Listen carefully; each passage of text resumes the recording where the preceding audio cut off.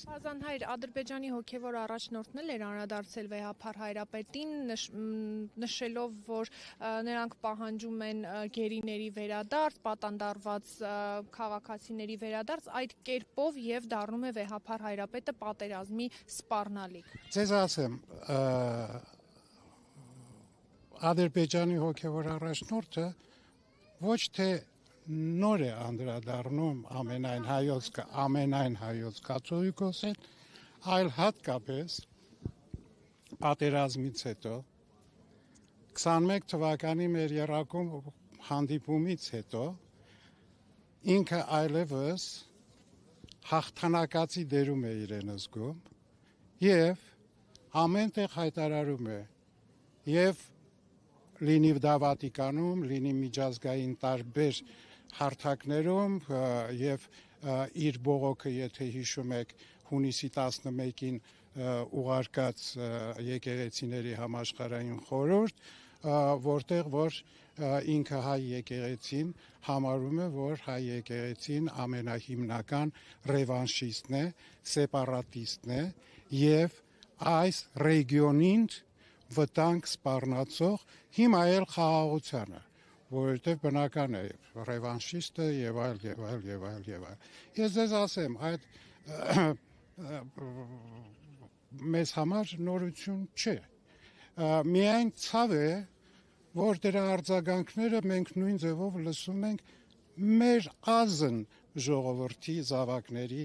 կողմից։ Սրբազան հայր, ներողություն, այն բարձրաստիճան հոգևորականները, որոնք միացել են Փաշինյանին, այսպես պայքարում են եկեղեցու դեմ, տեղյակ եք արդյոք նրանց սպասում է կարգալուծություն, թե ոչ, որովհետև գիտեք համացանցում նաև այդպիսի կարծիքներ, առաջարկություն կա վեհափառ։ Սիրելիներս, որքան հայ, անքան կարծիք։ Եվ ընդհանրապես ես միշտ մի խոսք եմ ունեցել, որ այսօր ուզում եմ կրկնել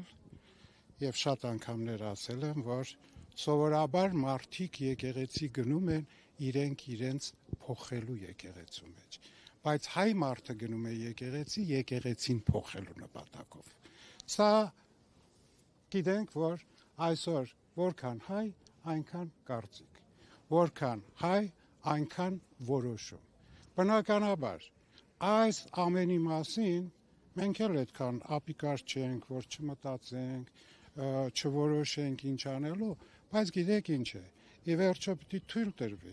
եկեղեցին իհարկին ժամանակի ինչ որ պետք է պիտի անի։ Շնորհակալություն, Աստված օգնական։ Ապրեք, բոլորիդ լավ սկիզբ մեծի պահոց շրջանի եւ ամենակարևորը այս շրջանին ինչքան կարող եք բարություն արեք, ինչքան կարող եք բարին մտածեք, ինչքան կարող եք սեր տվեք ու սիրվեք։ Ապրեք։